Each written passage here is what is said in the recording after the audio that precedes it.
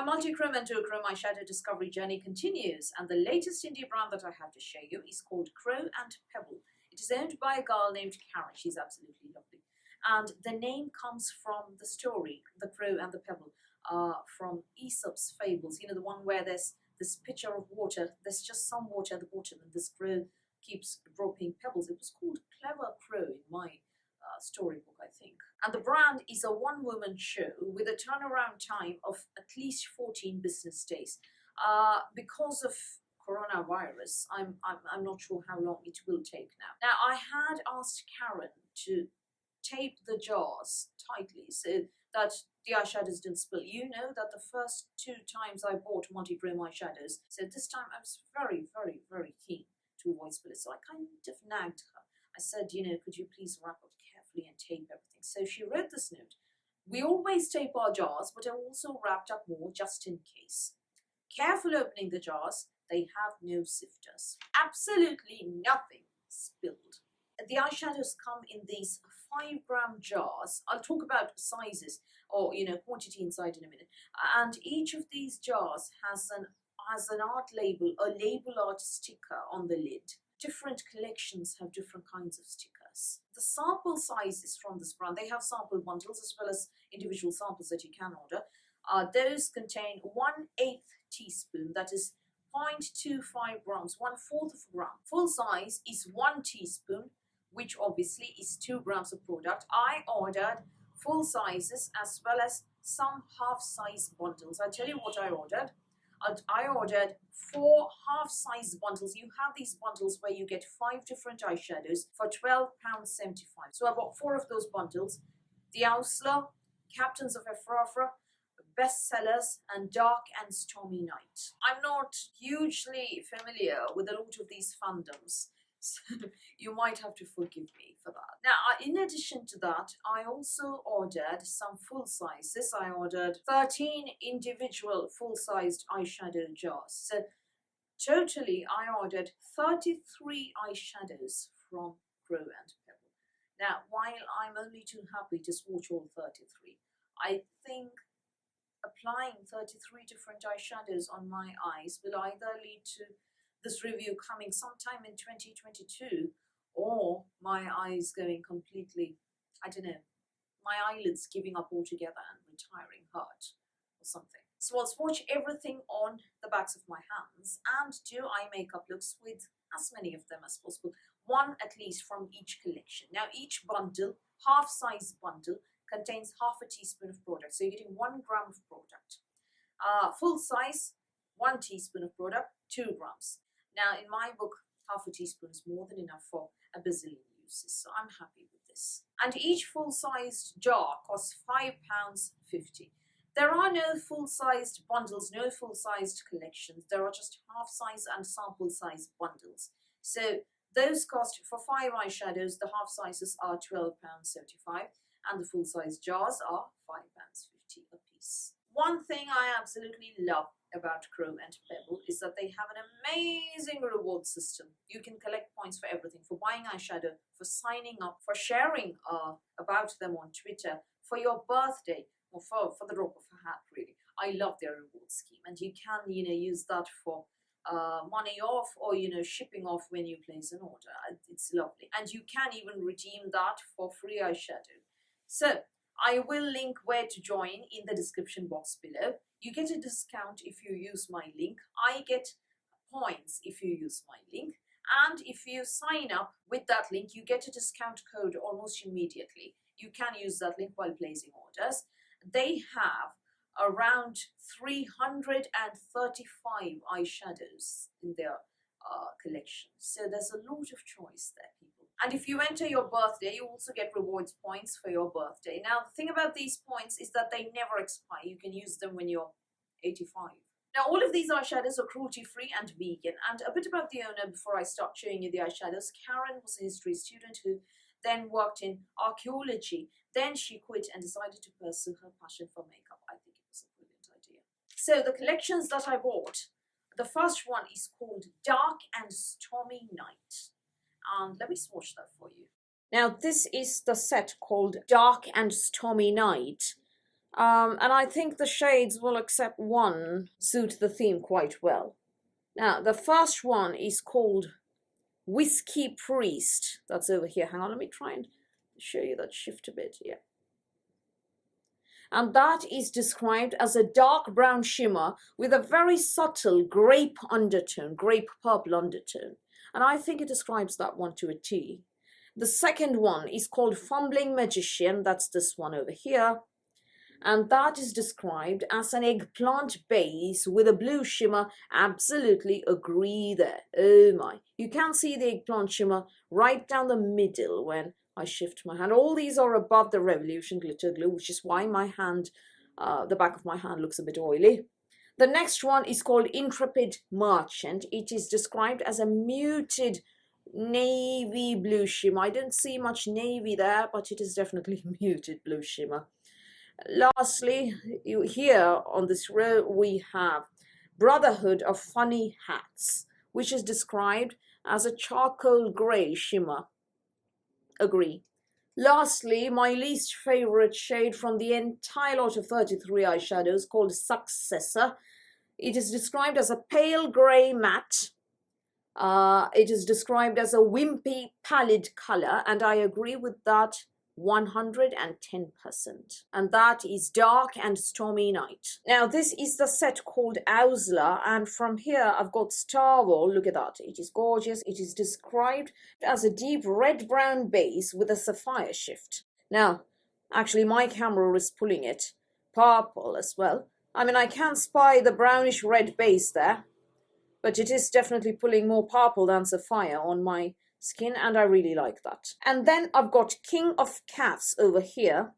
That is described as a brown with grey shimmer overlay, and I absolutely agree. I can see that brown beneath.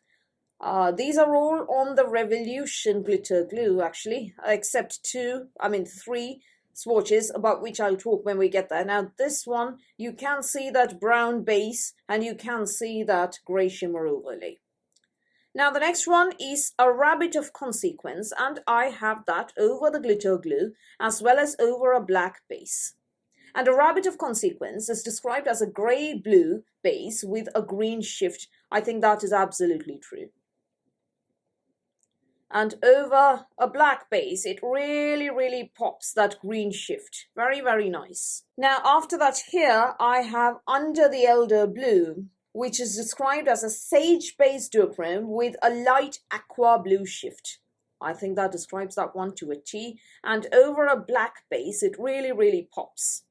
Finally, here I have Caught the Moonlight, which is described as a grey base with a pale silver lilac shift. Agree? And over a brown base, over a black base, that lilac really, really pops. It looks almost purple in there.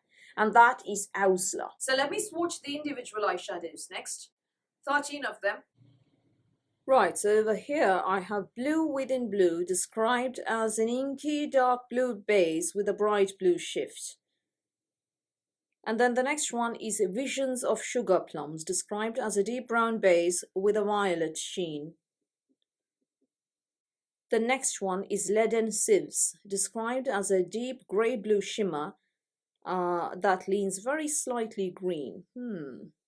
This one is Pity and Patience, described as a black satin base with a delicate violet sheen. The next one is Approaching Thunder, a charcoal base with a blue-green shift. I see the blue-green shift. The charcoal base is a bit faint. The next one is The General, a charcoal grey base with a strong red shift. Hang on, sorry,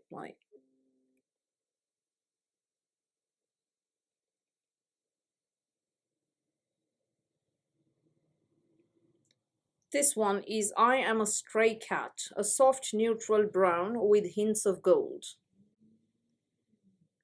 This one is A Pair of Stone Lions, a neutral brown-grey base with a golden duochrome sheen.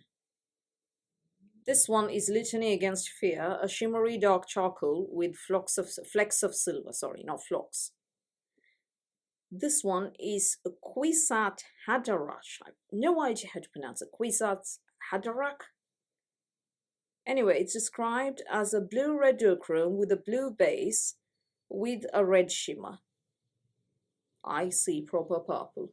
Now, one thing about these is that you don't need every shade of this. There is a certain similarity between a number of these shades. Not all of them are similar, mind you, but as you can see from my swatches, some of these are quite similar.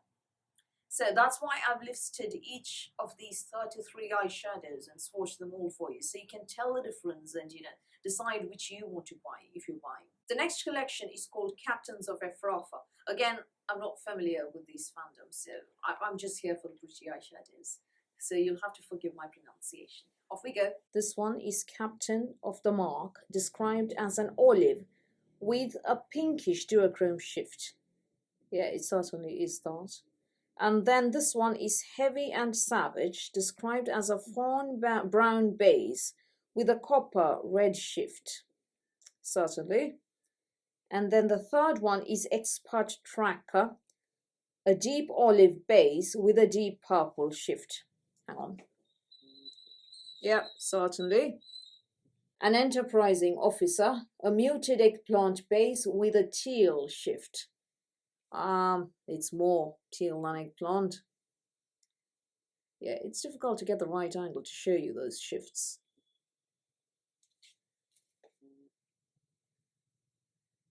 And then there is Wide Patrol, a plum base with gold sparks. Right, next I have their bestsellers, and this one is apparently their best-selling eyeshadow of them all, Petrochemical Sheen, described as a warm brown with bright green duochrome. Sorry, my camera went out of focus. Yeah, can you see the duochrome green there with Petrochemical Sheen? It's possibly the most gorgeous shade that they have. The next one I don't really like. It is called Fade Ralpha, described as an olive green matte. Not a fan of that kind of color, not on my skin tone.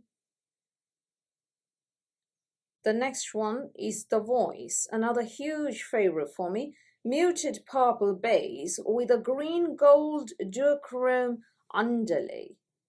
I didn't see much green there, but there's certainly muted purple and gold. Gorgeous, this one, The Voice. And then there is a color that I absolutely hate, Killing Time. Muted violet matte on pallid skin. It's certainly pallid. I don't know whether my skin is pallid or not, but that color is certainly pallid.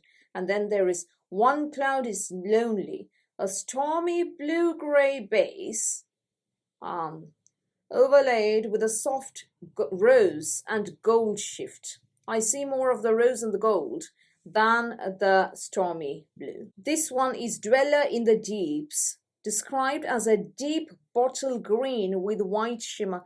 To be honest, I see more blue than green. Let's see if another angle brings out the green. No, that's more teal blue than green. I don't see where they see the green there. I see more blue than green. And off camera, that is the case as well. I see more blue than green with Dweller of the Deeps.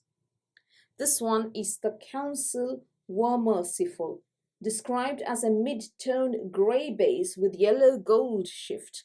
I would say, yeah, I see the grey base, but there is also some green in addition to that yellow gold. Lastly, this one is The Spice Must Flow, and that is described as a brown with a gold shift, a purpley brown with a gold shift. Yeah, I completely agree with those descriptions. So favorites from this lot, Expert Tracker, also Captain of the Mark, really. Petrochemical Sheen, The Voice. So those are the swatches. Let's do eye looks next. The first one I'm going to do is the General. That is an individual eyeshadow that I bought. And it is described as a charcoal grey base with a strong red shift. Let's see if that is true. So I've already used a mild transition colour from my stash, and I'm going to go in with General. It's very easy to go overboard when you're dipping your brush into these pots because there is no sifter. On the other hand, a sifter does lead to wastage in other ways.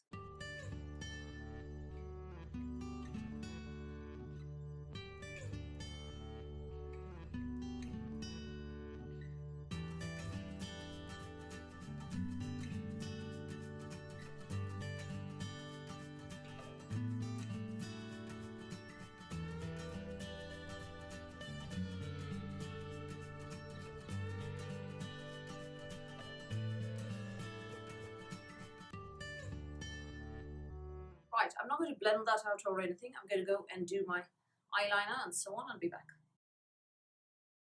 I spy a blackened base to a red shift. That's how I would describe it. Blackened base to a red shift. You can see that blackened base nicely there. So my next eye look is with Whiskey Priest. And this one is Whiskey Priest, which is described as a dark brown shimmer with a subtle grape undertone.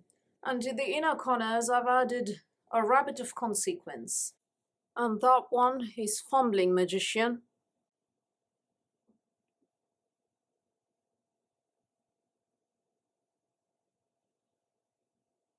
That is Starwall, possibly my favourite eyeshadow of the lot.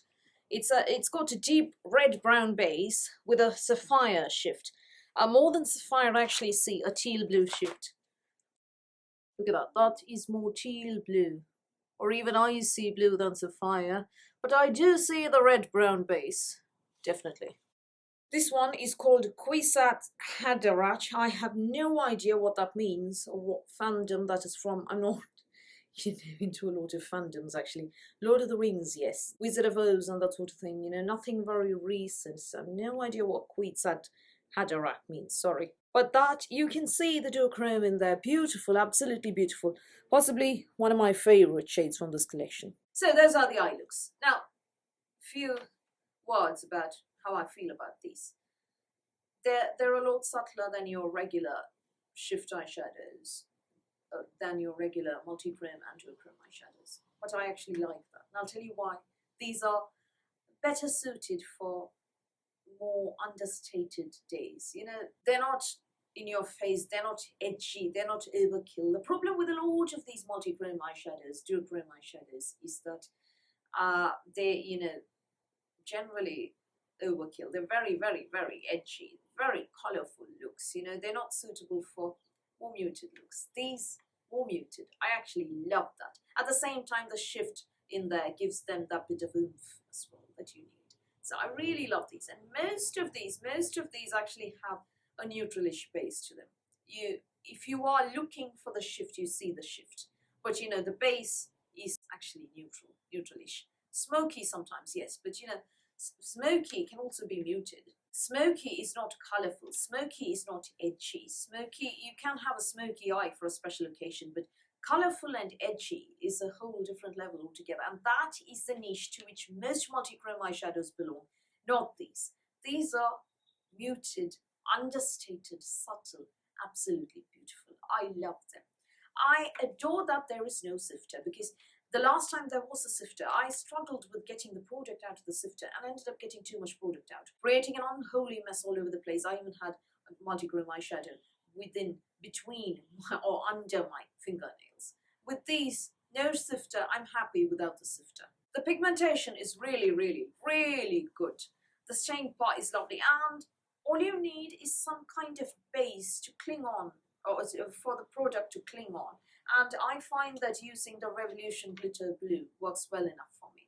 I can get away without a sticky base, but sometimes, you know, the shift isn't as visible as it is in this case. I am using the Revolution Glitter Glue beneath this. Now, the thing about these eyeshadows is that you only need one for a full look. You don't need a bazillion eyeshadows. You can combine these. I haven't bothered. I can't be asked. For me, you know, these are the purpose of eyeshadows with shift to them, or with some kind of color change, is, you know, for them to give you a complete eye makeup look without bothering with one color in your crease and one color in your outer corner and one color on the lid and one color in the inner one-third and one color God alone knows where else. And I think the pricing is very good. I mean, you know, the prices of Clean Art Cosmetics and Chaos Cosmetics and so on. For that, you know, shifting, color changing chameleon eyeshadow pigment costs a bomb. And knowing that, I feel that the pricing of Crow and Pebble is very reasonable. And there is ample quantity. The quantity is generous. The packaging is lovely. I love those labels. They listen to you. She listens to you. She takes care to see that your package, that the eyeshadows don't spill. There is a lovely rewards program. And when you sign up using that link, you get a discount right there just for signing up. It's a very generous discount. You can use that with your first order. And then you get points for your birthday, you get points for buying, you get points for tweeting. I hope this brand survives this pandemic and remains as strong as ever. You can see more swatches and eye makeup looks featuring multiple eyeshadows on Karen's Instagram, which I will also link in the description box below. Do take a look. She's very, very, very, very, very creative. And people who like their edgier looks, calm down. You can use these in a way so that your look is edgy. Just that I don't like that as much. I prefer using these as single eyeshadows for single eyeshadow looks with more muted results. I'm very thrilled to have discovered Crow and Pebble, and I hope she launches new shades soon. I would absolutely love to order. I have a lot of points now thanks to this huge order that I placed, as well as my birthday, which came in April. So yeah, there's lots of points to redeem on her website. I'm very thrilled. It is lovely to see an indie makeup brand that is UK based, ships worldwide, reasonably priced, generous sizes, good rewards program. The owner pays attention to you, pays attention to detail, nice label art there, and takes care to see that the eyeshadows don't arrive spilled when they do arrive at your end. So overall, I'm very, very, very happy to have discovered Crow and Pebble. I will definitely be back on her website to buy more eyeshadows. So that's all from me for today. Thank you for watching this video. Please do give me a thumbs up. Please do the subscribe button. Please do ring the notifications bell, and I'll speak to you soon.